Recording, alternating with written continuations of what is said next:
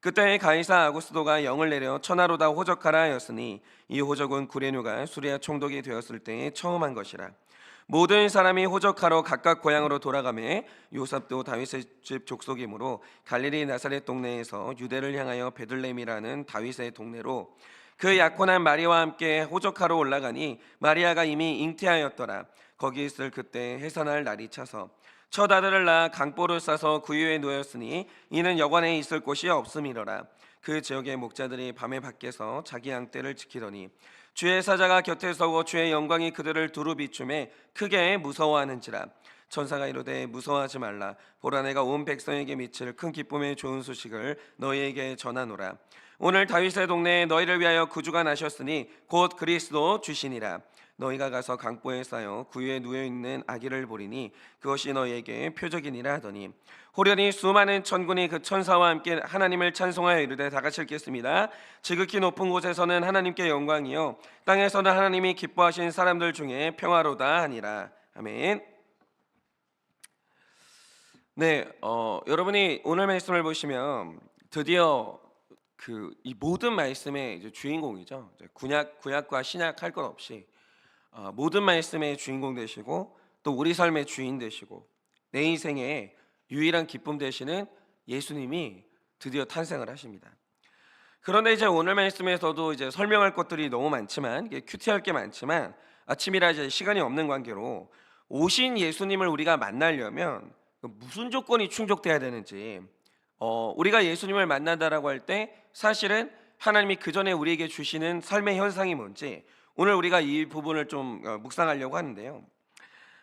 저는 오늘 이 말씀에서 이 부분이 가장 중요하다고 생각해요. 그게 뭐냐면 구속사 안에 있는 어떤 사람에게도 택자는 우연이 없어요.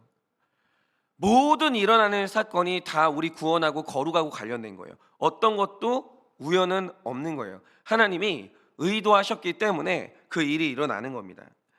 그러므로 오늘 예수님의 탄생 기사 안에 있는 모든 환경과 세팅은요, 예수님이 우리에게 준비하신 정확하고 의도가 있고 메시지가 있는 그 세팅이라는 거죠. 그러니까 이런 겁니다. 바로 이때 예수님이 태어나시는 바로 그때 가이사 아구스도가 천하의 조세를 위한 호족을 등록하라고 명령을 하는데 그게 우연이 아니에요. 이래야만 했던 이유가 있다라는 거죠. 그러니까 생계를 위해서 이 다윗의 요셉의 집이 마리아와 요셉이 갈릴리에 살고 있었는데 그 사람들이 유다 베들레헴 출신이거든요. 그러니까 다 각자 고향으로 돌아가서 다 너희 호적을 등록해라라고 할 때 거기로 사람들이 몰리는 거예요. 예수님이 태어날 때쯤에 사람들이 갑자기 고향으로 몰리는 거죠. 그것도 유다 베들레헴에 구주가 나신다고 예언했던 그 유다 베들레헴에 그 천하에서 그 가이사 아구스도가 거기로 너희는 돌아가라고 한 거예요. 그러니까 예언이 이런 식으로 성취가 되는 거죠. 그래서 이제 수많은 사람이 고향으로 호적을 하러 등록하러 간 것도 우연이 아니고, 그래서 예수님의 부모가 출산의 기미가 보였을 때 안정적인 장소가 없었던 것도 우연이 아니에요. 그래서 하나님이 예수님이 태어나실 때 그분을 자꾸 어떤 장소로 밀어붙이시는 거예요. 자, 그래서 오늘 예수님께서 어디에서 태어나시는가 하는 것은 그 자체가 굉장히 중요한 메시지이고, 이 장소가 바로 우리가 예수님을 만나는 그 장소라는 거죠. 다른 장소에서는 예수님을 못 만나요. 우리가 바로 이 장소에서 예수님을 만나는 거예요. 자, 그러면 오늘 말씀을 보시면 예수님의 부모가 여러 가지 조건에 밀려서 결국 아기 예수를 낳게 돼요. 거기에 태어나시는 거예요. 거기가 어디입니까? 동물이 기거하고 있는 헛간으로 추정되는데, 특이한 것은 이 아기 예수님의 부모가 아이를 강보에 싸서 눕힌 곳을 어디로 기록하냐 하면 구유에 뉘었다, 이렇게 기록하고 있어요. 구유. 그런데 이 구유라는 말의 이 원어를 정확하게 해석하면 완전히 비어있는 동물의 밥그릇이에요. 이게 이 말의 원어적인 뜻이라는 거죠. 그러니까 이게 중요한 거예요. 여러분, 오늘 예수님이 자신의 탄생 이 장소를 정하신 거예요. 그런데 어디로 정하셨냐? 그게 비어있는 여물통이었다는 거죠. 그러니까 비어있는 밥그릇 안에 예수님이 거기 태어나신 거예요. 여러분, 이거는 의도된 메시지예요. 그럼 이게 뭘 뜻하겠습니까? 내 인생의 여물통과 밥그릇이 비어서 영적으로 육적으로 굶주림에 시달리는 백성을 채워줄 수 있는 유일한 분은 예수님밖에 없다라는 걸 의미하는 거예요. 잘 들으세요. 채워진 인생에는 예수님이 임하지 않아요. 그런 일은 없어요. 언제나 예수님이 임하실 때 어디에 임하시냐? 어딘가가 비어 있을 때 거기에 예수님이 임하시는 거예요. 그래서 거짓 것으로 채워진 거 있잖아요. 이 땅으로 너무 채워져 있는 거, 그게 좋은 게 절대로 아니라는 거예요. 그는 예수님께 갈망하지 않아요. 여러분, 내가 채워져 있는데 뭐하러 예수님을 갈망하겠어요? 여러분, 예수님은 갈망하는 인생이 찾아오시는데 갈망의 조건이 뭐냐? 비어 있어야 된다는 거죠. 바로 거기에 예수님이 임하시는 거예요. 여러분, 바로 이겁니다. 오늘 본문이 우리에게 주는 가장 처음이고 중요한 메시지가 뭐냐? 나에게 만족을 주시는 그 예수님은 완전히 비어버린 내 인생에 비어있는 여물통 안으로 그렇게 임재하신다라는 거예요. 먼저 비어져야 돼요. 그래야 예수님의 임재가 있는 거예요. 여러분, 우리가 인간의 특징을 알아야 되는데요, 이 뇌과학자들이 말하는 게 뭐냐면, 사람은 비어있는 부분을 참지 못하는 몸의 구조와 뇌 구조를 가지고 있어요. 그러니까 여러분, 상상력의 본질이 뭐예요? 상상력은 본 적이 없는 거예요. 그러니까 우리가 삶을 살다가 어느 날 본 적이 없는 비어있는 이 지식의 부분을 발견할 때가 있다라는 거죠. 그럼 사람들이 그걸 모른 채로 놔두면 될 거 아니에요. 그냥 놔두지를 못해요. 그리고 하는 게 뭐냐? 거기에 본 적이 없는데 나의 상상으로 그 비어있는 부분을 채워버리는 거예요. 여러분, 사람은요, 비어있는 것을 못 참아요. 그게 우리의 뇌 구조고, 그게 바로 하나님이 만드신 우리 몸의 특징이라는 거예요. 그래서 사람이 느끼는 모든 고통의 본질은 뭐냐? 비어있는 거예요. 여러분, 잘 생각해 보세요. 외로움이 뭐예요? 비어있는 고통이에요. 배고픔이 뭐예요? 비어있는 고통이에요. 여러분의 공허함이 뭐예요? 마음과 정서가 비어있는 고통이라는 거죠. 그런데 사람들에게는 모든 종류의 비어있는 이 느낌이 참을 수가 없는 고통이에요. 사람은 이걸 못 참아요. 여러분, 그래서 오늘날 우리 인생에 가장 절박한 필요가 뭐냐라고 하면 비어있는 것을 채우는 거예요. 이 비어있는 여물통, 이걸 채우는 게 우리 인생의 가장 절박한 필요라는 거죠. 여러분, 채워지지 않는 인간은 절대로 살 수 없어요. 마음이 채워지지 않는다, 살 수 있냐? 못 삽니다. 사람은요, 우울증 걸려요. 배고픈데 위장이 비어있는데 그 사람이 전쟁할 수 있냐? 안 돼요. 먼저 채운 다음에 그 다음에 군인들은 전쟁터로 나갈 수가 있는 거예요. 그래서 우리가 가장 먼저 내 인생의 여물통을 채워달라고 의지하는 사람이 있다는 거죠. 이게 가장 중요하기 때문에. 그런데 보통 사람들이 뭐가 비어 있어요. 마음이 비어요. 뭐 사람이 비어요. 뭐 물질이 비어요. 그럼 사람들이 이게 채우려고 노력을 할 거 아니에요. 그럼 우리가 가장 먼저 이걸 채워달라고 매달리는 사람이 누구냐? 그게 바로 배우자예요. 그러니까 이게 정말 미련한데, 우리가 결혼을 하면서 배우자를 만나거든요. 두 가지를 채우려고 하는 거거든요. 외로움을 채우겠다, 그리고 내 인생에 물질을 채우겠다. 그런데 여러분, 이게 되게 미련한 거예요. 여러분, 결혼의 목적은 행복이 아니에요. 거룩이에요. 그 이유가 뭡니까? 많은 사람들이 결혼할 때 부모님들도 정신 차리셔야 돼요. 자녀들이 결혼할 때 누구랑 결혼해야 돼요? 누가 좋은 신부감이고 누가 좋은 신랑감이에요? 근데 믿는 부모님들도 정말 이상한 결심을 하는 게 뭐냐면, 내심이 있잖아요. 신앙심이 있어야 된다, 같은 신앙을 가져야 된다. 말은 그렇게 해요. 제일 처음 보는 조건이 뭐냐? 안정적인 직업 가졌나? 학벌 좋나? 연봉이 얼마인가? 사실 내 자녀, 내 배우자, 나의 배우자를 결정하는 동기가 뭐냐? 이 사람이 내 여물통 채워줄 수 있는 물질이 있나? 학벌이 있나? 그거 먼저 보는 거예요. 그러니까 이제 이 사람이 내 여물통을 채워줄 수 있다고 생각하니까 그래서 결혼을 하는 거죠. 그런데 우리가 결혼했어요. 하고 난 뒤에 경험하는 게 뭐냐? 아무리 배우자를 쳐다봐도 그 사람이 내 인생의 여물통을 채워줄 수가 없다라는 거예요. 여러분, 요한복음 4장에 나오는 우물가의 여인이 계속 남자를 바꿔요. 계속. 이유가 뭡니까? 어딘가에 내 인생의 여물통을 채워줄 그 남자가 있을 거다, 이런 생각을 하는데 몇 명을 만나봐도 채워지지가 않는 거예요. 이거는 경험을 해봐야 돼요. 결혼하면 안 외로워요? 결혼하면 외로움이 떠납니까? 그런 일은 없어요. 결혼하면 막 물질이 넘쳐나요? 그렇지 않아요. 여러분, 그래가지고 결혼했는데도 외롭고 목마르고 혈기가 그래서 나는 거죠. 왜냐? 이 사람이 나를 채워줄 걸로 기대를 했는데 안 채워주니까 화가 나는 거예요. 여러분, 배우자가 나를 안 채워줘서 분이 나고 정죄되십니까? 그런데 여기에서 회개해야 될 건 나를 안 채워주는 그 배우자가 아니라 내 배우자가 내 여물통을 채워줄 거라고 기대했던 내 잘못된 결혼관을 회개해야 되는 거예요. 결혼은 그러려고 하는 게 아니에요. 그 사람이 나를 채워주려고 결혼하는 게 아니라는 거죠. 여러분, 성경 어디에 배우자가 나를 채워주는 존재라고 규정하는 성경 구절이 어디 있냐라는 거죠. 배우자는 돕는 배필이에요.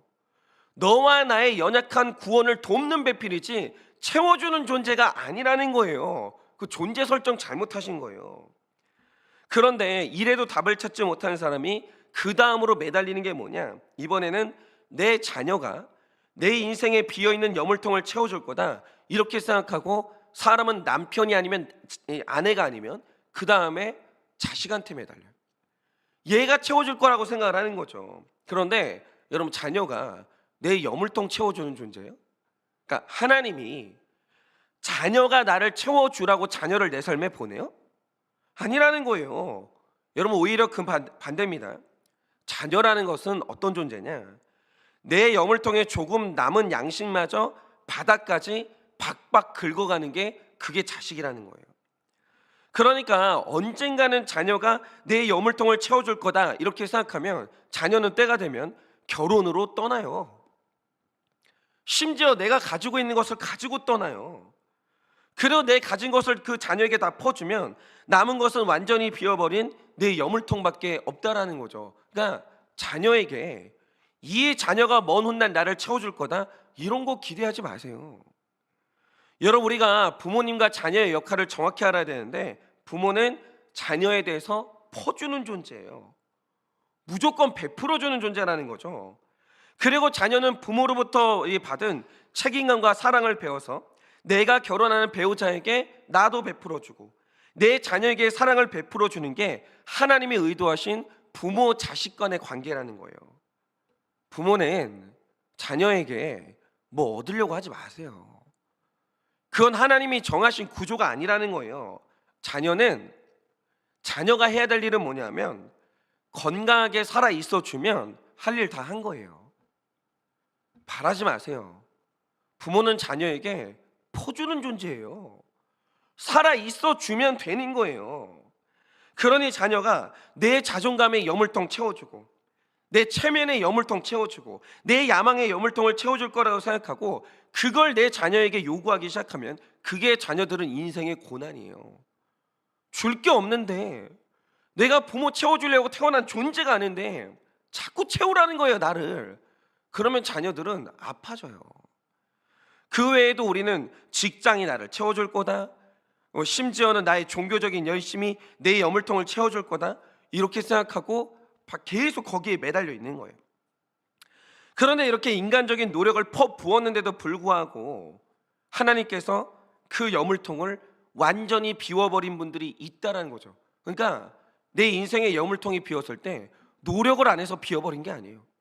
열심히 살았는데, 모범적으로 살았는데, 그런데 내 인생의 여물통이 어느 날 비어 있는 거예요. 가슴도 뻥 뚫려 있고 사람도 없고 물질도 없고 이런 날이 있는 거예요. 그러면 왜 하나님이 내 여물통에 아무것도 남기지 않고 비워버리시는 이유가 뭐냐라는 거예요.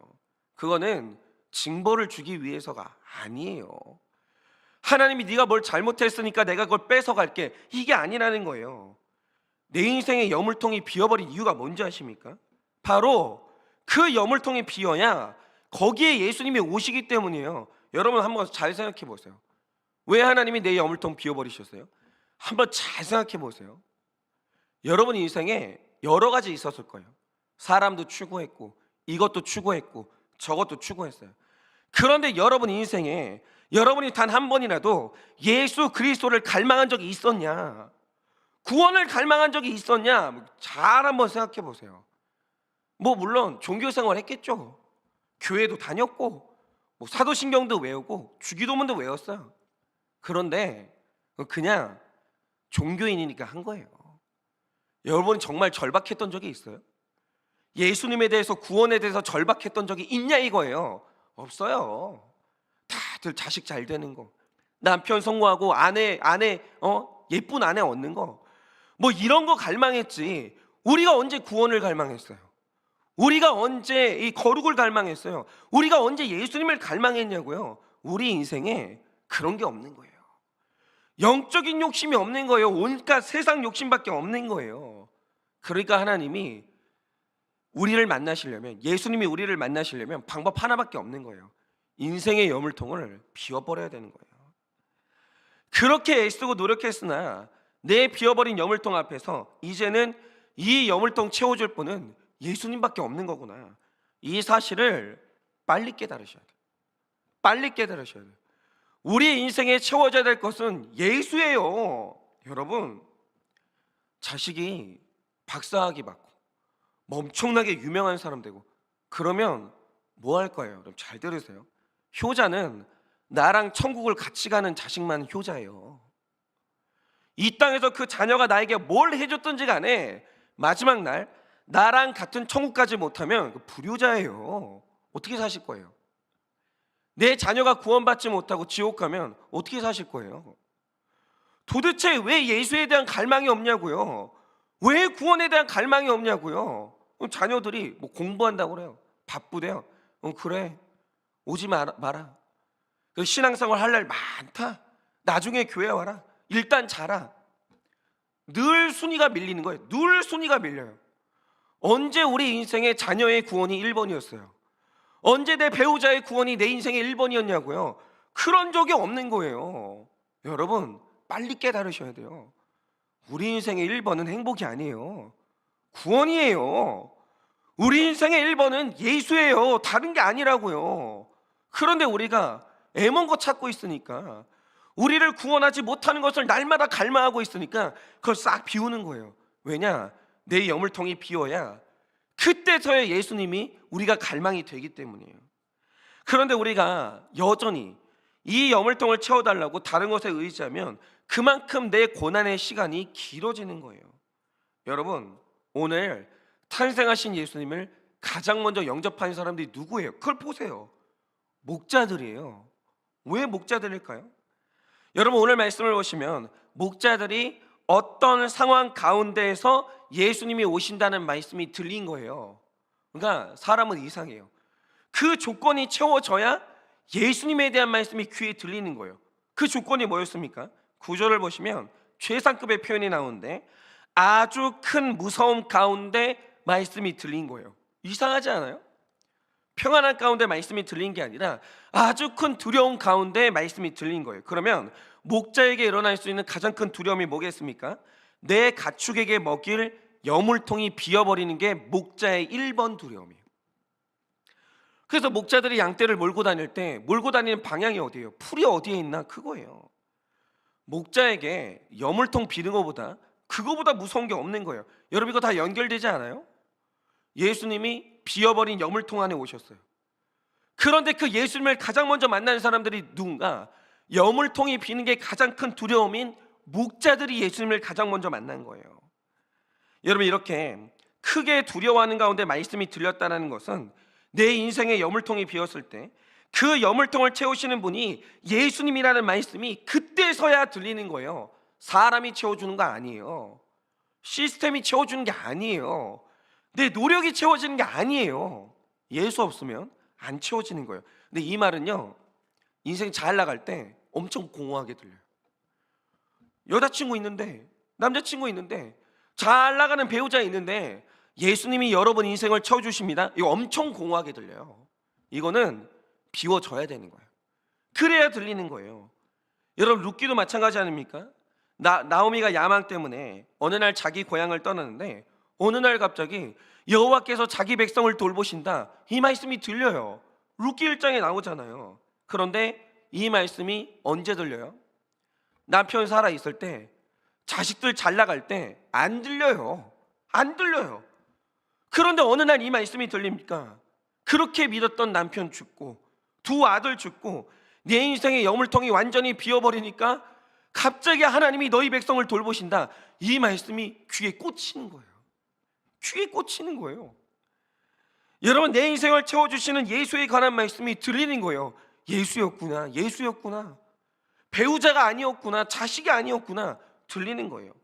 그래서 의의 줄이고 목이 마른 이 비어버리는 사건은 팔복 중에 하나로 들어가는 거예요. 비어야 돼요.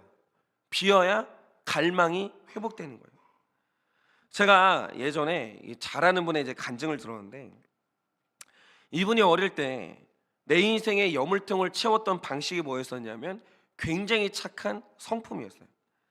그러니까 이게 착하게 살면 채워지는 게 있어요.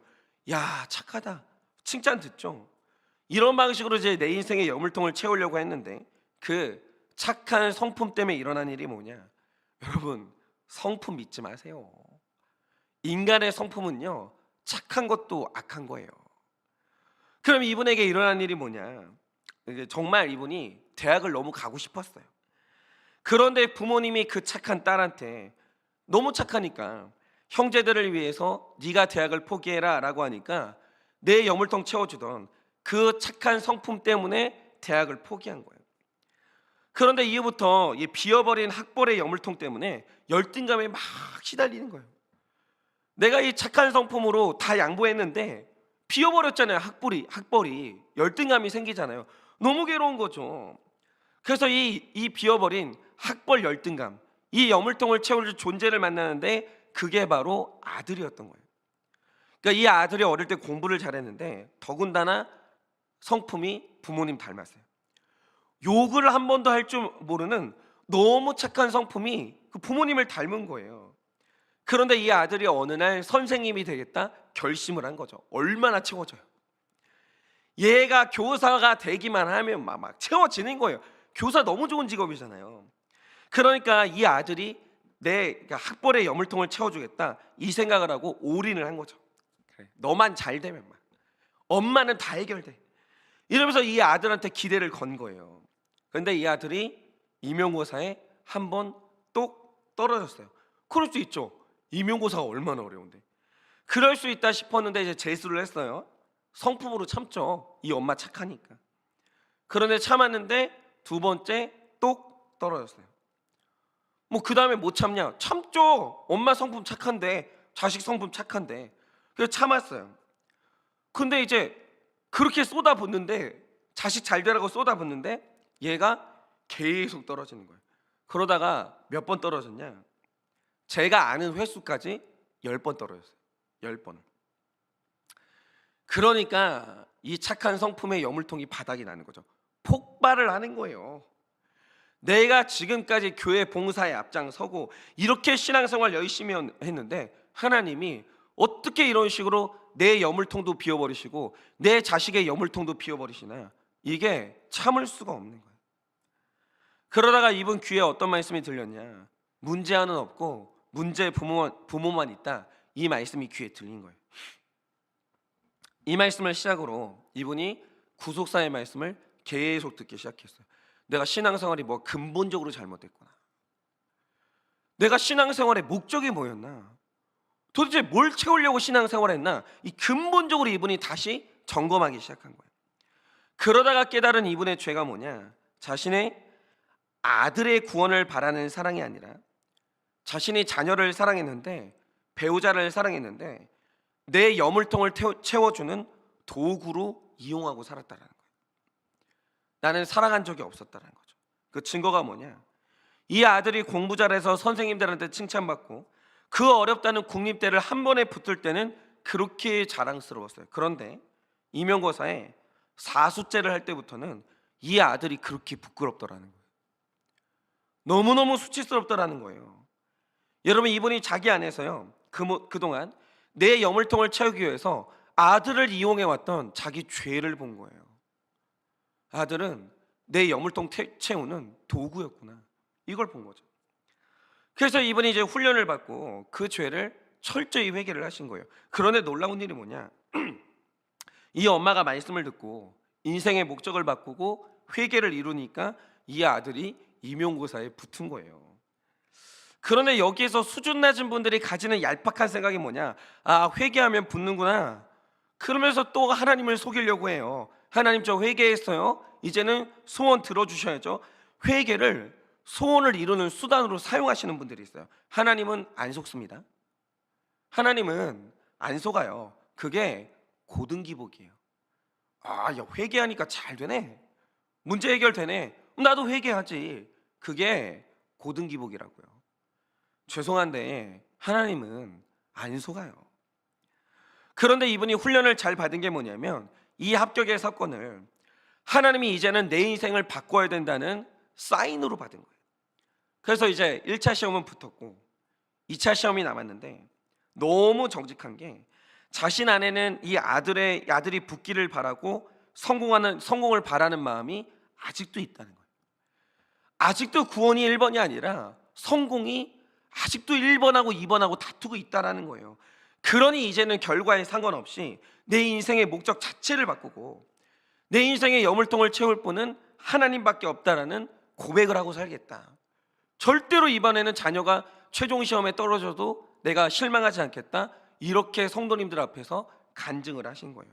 그런데 붙었어요. 어쨌든 간에. 여러분, 하나님께서 오늘 내 인생에 비어버린 이 비어있는 여물통을 주세요. 이유가 뭐겠습니까? 그 여물통 안으로 내 인생의 목적을 바꾸시고 내 영혼을 채우시는 예수님이 이제 그만 와야 되기 때문에 여러분, 그만 깨어나세요. 이 세상 행복 그게 아무것도 아닌 건 아닌데 그거는 영원한 게 아니에요. 하나님이 우리를 부르신 목적이 그거나 누리고 거기에 취해가지고 이 세상 행복에 취해 있으라고 그래서 주신 게 아니라는 거예요. 예수 못 만나면 아무것도 아니에요. 구원 못 받으면 아무것도 아니에요. 여러분, 구원받고 천국 갈 때 이 세상에 아무것도 못 들고 가요. 심지어 자식도 같이 못 가요. 구원은 혼자 가는 길이에요. 여러분, 그러므로 인생의 목적을 이제는 바꾸셔야 돼요. 이 세상 행복이 아니에요.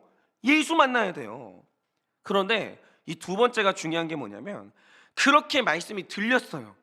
그러면 이제 해야 되는 게 뭡니까? 16절 말씀을 보면 예수님이 오셨다는 말씀이 들리자 빨리 가서 예수님께 그 인생의 목적을 돌이켰다라는 거예요. 여러분, 말씀 들렸으면 그 다음에 해야 되는 일이 뭐냐? 회개의 적용이 빨라야 되는 거예요.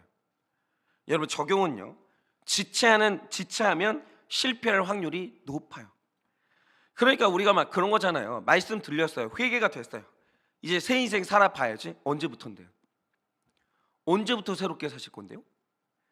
그거 결심했어도 그 일주일 뒤, 이틀 뒤로 미뤄지잖아요. 실패할 확률이 확 올라가는 거예요. 여러분, 내 인생의 방향을 유턴하는 적용은 즉시 하셔야 돼요. 빨리 하셔야 돼요. 예수님이 부르실 때 빨리 순종하는 사람이 인생의 방황을 빨리 끝내고 더 빨리 예수님을 만나는 거예요. 그런데 제가 이제 목회를 해보면 저는 이제 목회의 방향이 애매한 게 없는 사람이거든요.